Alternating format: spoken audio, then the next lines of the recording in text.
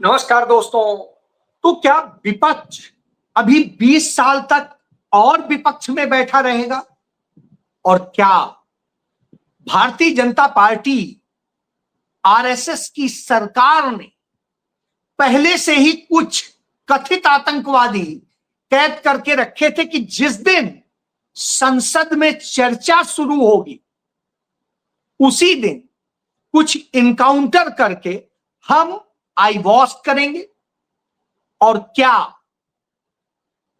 PoK को भारत में लाने के तमाम दावे, तमाम वायदे भारतीय जनता पार्टी के हवा हवाई थे? और क्या डोनाल्ड ट्रंप और चीन से भारत की सरकार डरती है? जी हां, आज ये सवाल है।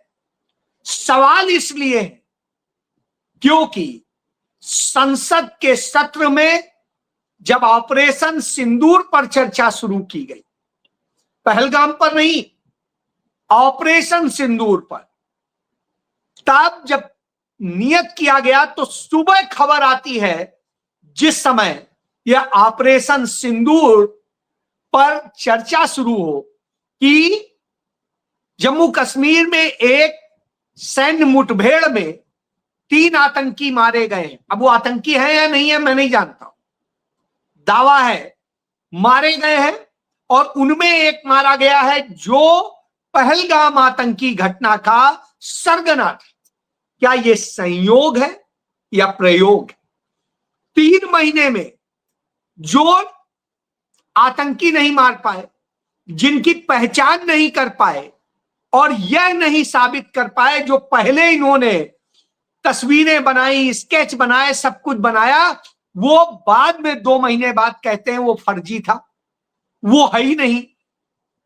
तो फिर तो किसी को भी आप उसका मास्टरमाइंड कह दें या किसी को भी उसका आतंकी कह दें, किसी को भी जिम्मेदार कह दें, इसका अब तो कोई सबूत हो नहीं सकता है।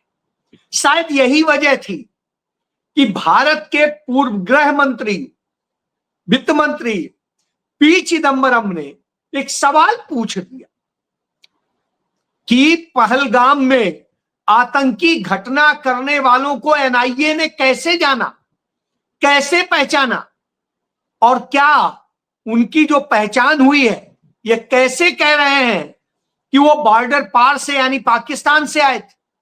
वो यहां के भी तो हो सकते हैं, वो कुछ प्रायोजित भी तो हो सकते हैं। हैं कौन? बगैर किसी जांच के अचानक आपने 24 घंटे के भीतर कह दिया कि साहब ये 4 आतंकी हैं। 2 महीने लग गए आपको यह कहने में नहीं ये आतंकी नहीं है, और वही 4 फोटो आप पूरी दुनिया में दिखाते घूमते रहे, अपने इस देश के 55 सांसदों को भेज करके दिखाते घूमते रहे कि इन आतंकियों ने ऐसी ऐसी घटना अंजाम दी। साहब उससे आप ही मुकर गए, तो घटना किसने की और क्या हुआ? और यदि पाकिस्तानी थे तो क्या पाकिस्तान की सरकार को, संयुक्त राष्ट्र को आपने कोई डोजियर दिया? नहीं दिया। साहब फिर आतंकी थे कौन? और जिन्हें मारा, आज मारा एन वक्त पे, वैसे ही मैं एक पुलिस अफसर का बेटा हूं, इत्तेफाक से एक वो बताता हूं, जब 15 अगस्त और 26 जनवरी आती थी तो तमाम पुलिस के लोग एक खेल करते हैं कि ये 2 संदिग्ध आतंकी पकड़े गए हैं, ये उसमें स्वतंत्रता दिवस पे या 26 जनवरी पे आतंकी दहलाना चाहते थे, धमाके करना चाहते थे, कुछ और करना चाहते थे, और इस तरह से करके कुछ लोग डाल दिए जाते हैं। बाद में वो सब बरी हो जाते हैं। आज तक एक भी ऐसा नहीं है जिसको सजा हुई। उस समय खूब शोर मचता है, मीडिया छापता है, कोई उसकी समीक्षा नहीं करता क्या सही है क्या गलत।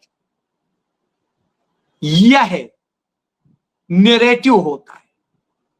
आज जब संसद में चर्चा शुरू हुई यही कर दिया गया। अब बताइए इमीडिएट कौन बता पाएगा कौन मारे गए, कहां के थे, क्या था, उनका बैकग्राउंड क्या है, क्या सच्चाई है? क्योंकि पुलिस के हों या सेना के हों या सीआरपीएफ के हों, तमाम इनकाउंटर, एक दो नहीं, तमाम इनकाउंटर्स फेक पाए गए हैं, फर्जी पाए गए। तो कैसे यकीन कर लिया जाए? यकीन करने का कोई पुख्ता कारण तो होना चाहिए। जब आप 3 महीने में नहीं पता कर पाए, जिस दिन ये है उसी दिन इनकाउंटर हो रहा, साहब ये संयोग तो नहीं हो सकता, ये प्रयोग ही है। जी हां, अब आता हूं ऐसा ही प्रयोग कि जब ये कह रहे हैं तो राजनाथ सिंह बोल रहे थे और बड़ा बखान करे जा रहे थे कि पाकिस्तान गिड़गिड़ाने लगा, पाकिस्तान ये करने लगा, पाकिस्तान वो करने लगा। तो नेता प्रतिपक्ष राहुल गांधी खड़े हो गए, उन्होंने कहा यदि वो गिड़गिड़ाने लगा तो आपने सीज फायर क्यों कर दिया? सीज फायर क्यों कर दिया? साहब जैसे ही ये सवाल किया वैसे ही आए बाएं साएं सब कुछ बोलने लग जाते हैं, क्योंकि जवाब नहीं होता है। और जवाब नहीं होता है तो क्या जवाब देंगे? राजनाथ सिंह ने इतना बड़ा भाषण दिया, हमारे सेना अध्यक्ष और उप सेना अध्यक्ष समेत तमाम सारे अफसरों ने, तमाम सारे सैन्य विशेषज्ञों ने माना और कहा कि जिस समय पाकिस्तान से हमारा संघर्ष चल रहा था उस दौर में उसको सारी मदद चाइना दे रहा था, और जब चाइना दे रहा था तो फिर एक बार भी चीन का नाम लेने से डर गए। चीन के बारे में एक शब्द नहीं कहा। राजनाथ सिंह इस घटना के बाद में चीन से मिले, चीन के राष्ट्रपति से मिले, विदेश मंत्री जाके मिले, और जब सब मिल चुके अगले महीने प्रधानमंत्री जाने वाले हैं।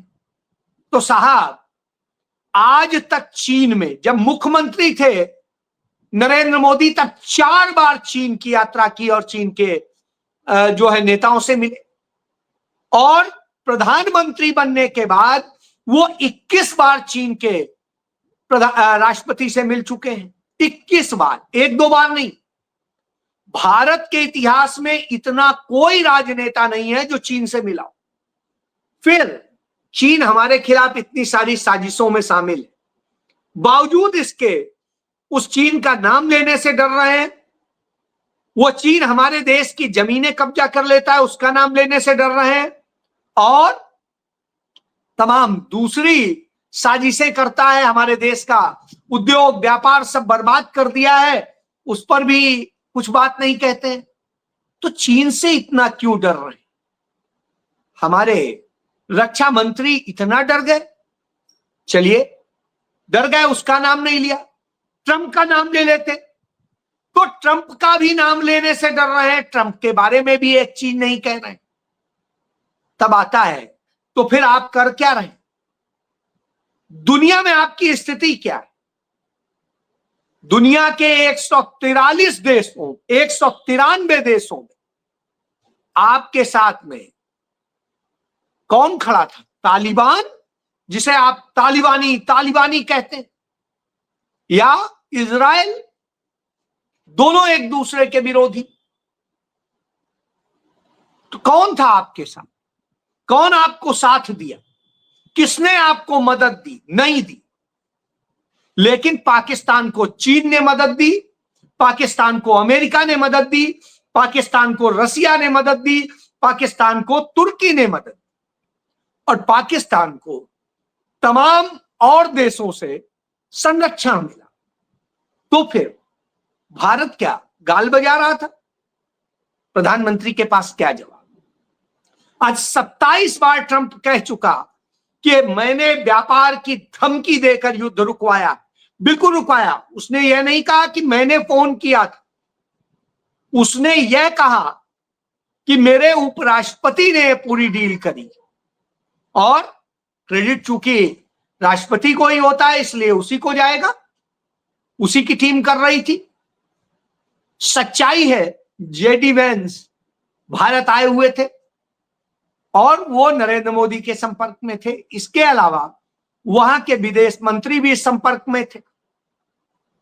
तो साहब किसने डील करी और क्या डील हुई? और यह डील ऐसी हुई है, तो जब यह पूछ लिया गया कि जब वो इतना गिड़गिड़ा रहा था तो आपने पीओके क्यों नहीं लिया? पीओके को तो ऑफिशियली आप मानते हैं आपका है, तो उसको क्यों नहीं लिया?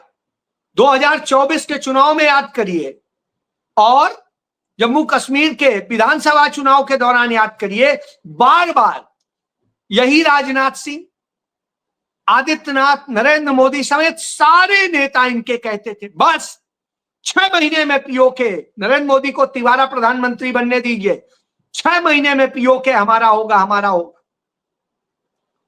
आज तक तो नहीं हुआ। जब 1.25 साल में वह नहीं हुआ और मौका मिला तो आप क्यों चूके, क्यों छोड़ा?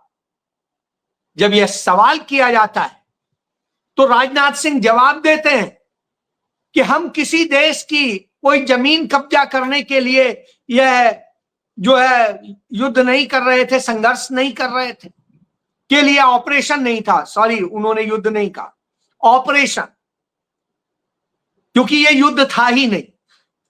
तो जो ऑपरेशन था, और कारगिल भी ऑपरेशन था, तो ये जो ऑपरेशन था, उस ऑपरेशन में हमारे देश का बेड़ा गर्क करने के लिए आपने किया था।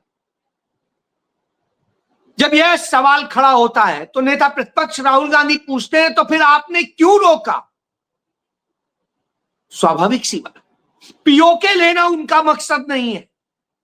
जब पीओके लेना मकसद नहीं है तो फिर जनता को इतने सालों से जो बरगला रहे हैं वो क्या है? कोई जवाब किसी के पास नहीं। प्रधानमंत्री भारत में होते हुए भी, दिल्ली होते हुए भी संसद से भागा हुआ था। उसकी हिम्मत नहीं पड़ी कि वो संसद में आ जाए चर्चा में, लेकिन नेता प्रतिपक्ष राहुल गांधी मौजूद थे। उपनेता गौरव गोगोई पूरा मोर्चा लिए हुए थे, और जब बोलना शुरू कर दिया तो उन्होंने धो के रख दिया। यही नहीं, जब विदेश मंत्री बोले उनको भी धो के रख दिया। दीपेंद्र हुड्डा ने पूछ दिया, क्या विदेश मंत्री का काम स्कूल खोलना और ये करना और वो करना है? विदेश मंत्री का काम है दुनिया के अंदर भारत की कूटनीति का दबदबा बनाना, और वो तो खुद विदेश सेवा से हैं। इसके बावजूद क्यों नहीं कर रहे हैं? क्यों नहीं चीन को, अमेरिका को सबक सिखा सके? तो साथ कोई जवाब नहीं था। सिर्फ नरेंद्र मोदी कैसे बचें, उनकी ढाल बना जाए, इसके सिवा कुछ संसद में नहीं। और जेडीयू से आने वाले, वो भाजपा के ज्यादा हैं, जेडीयू के कम हैं, लल्लन सिंह तो आतंकवादियों को शहीद बता देते हैं, आतंकवादियों को शहीद बताते हैं और मसूद अजहर को साहब बना देते हैं। सोचिए आप, जो आतंकियों का सबसे बड़ा सरगना है वो मसूद अजहर साहब हो जाता है लल्लन सिंह की नजर में, और आतंकवादी शहीद हो जाते हैं। गजब है।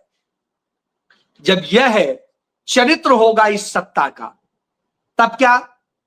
तो साहब सवाल नहीं उठाया जाएगा, और जब सवाल उठाया जा रहा है तो इतनी तकलीफ हो रही है। तब अमित शाह कहते हैं कि विपक्ष जिस तरह से कर रहा है इसीलिए वो वहां बैठा है और आगे आने वाले 20 साल तक वो सत्ता के आसपास नहीं आ पाएगा। जी हां, आपकी बात से मैं सहमत हो सकता हूं, क्योंकि चुनाव आयोग जिस तरह से खेल कर रहा है उससे यह संभव है। चुनाव आयोग ने जिस तरह से एसआईआर के नाम पे पूरी धांधली की है, और सुप्रीम कोर्ट उससे आंख बंद किए हुए, सुनवाई में सारे तथ्य, सारे सबूत मौजूद हैं, बावजूद इसके वो आंख बंद किए हुए, वो ड्राफ्ट वोटर लिस्ट को कंटिन्यू कर देता है और आदेश देने की हिम्मत नहीं कर पाता है कि वोटर कार्ड और आधार कार्ड को मान्यता दी जानी चाहिए। सोचिए आप, जब यह न कह पा रहा हो तो आप किस उम्मीद की बात करेंगे? तब तो यह मान लीजिए कि 20 साल तक तो कोई नहीं रोक सकता। जब जनता ही इन्हें मार के उतारेगी तभी उतरेंगे, या क्रांति होगी तब उतरेंगे। तब तक ये देश को बेचते रहेंगे जैसे आज तक बेचा है। पीओके हमारा होगा और इस्लामाबाद में वो हो गया, कब्जा हो गया, कराची पर कब्जा हो गया लाहौर पे, न जाने क्या क्या इस देश का ये गोदी मीडिया बता रहा था।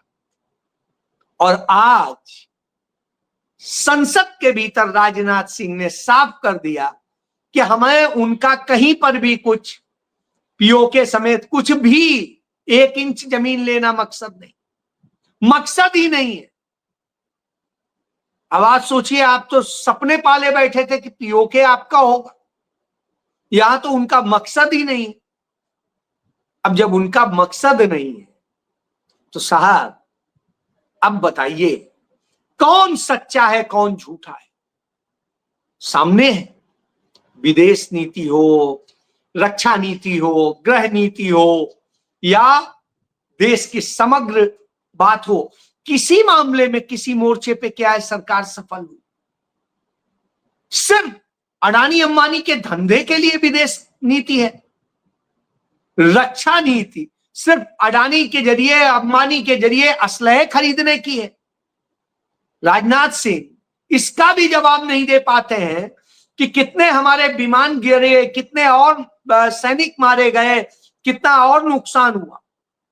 उल्टा वो कहते हैं कि इसकी बजाय यह पूछिए कि कितना हमने सफलता से वो किया। क्यों भाई? नाकामी और सफलता दोनों चीजें पूछी जाती है, क्योंकि यह देश है। हमें पता होना चाहिए कि हमने यह काम किया, अच्छा किया, बुरा किया, कैसा भी किया, तो उसमें क्या गया और क्या खोया, क्या पाया, यह समीक्षा होती, ना कि आपने जो कह दिया बस बोलते जा रहे हैं वही रटते रहिए। और यही बात कही कि जब पूरा विपक्ष, पूरा देश सत्ता के साथ खड़ा था, सरकार के साथ खड़ा था, तो सरकार इतनी कायर मोदी की कैसे हो गई, क्यों हो गई, और उसने यह कायरता क्यों दिखाई? किसी के पास जवाब नहीं, जवाब दे भी नहीं सकते। लेकिन आज जिस तरह से गौरव गोगोई ने खड़े होकर के धोया है, उससे बिल्कुल साफ है। दीपेंद्र हुड्डा ने जिस तरह धोया है, बिल्कुल साफ हो गया कि मोदी सरकार और उसका झूठ बेनकाब है, और मोदी इतना डरपोक है कि सदन में आने की हिम्मत नहीं जुटा। जी हां, यही सत्य है। जय